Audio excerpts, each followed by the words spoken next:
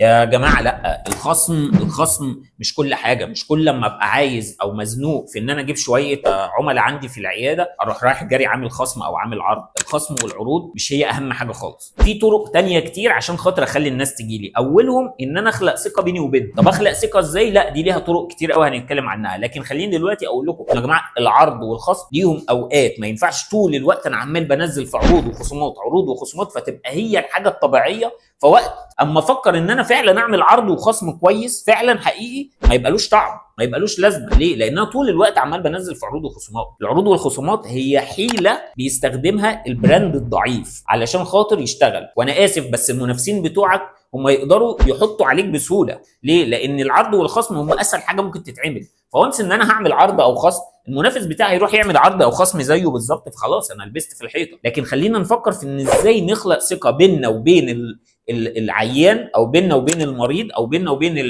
العميل بتاعي، علشان وانس ان انا اتكلم معاه في اي رساله تسويقيه يسمعها مني ويستقبلها مني ويفكر ازاي يجي لي ساعتها.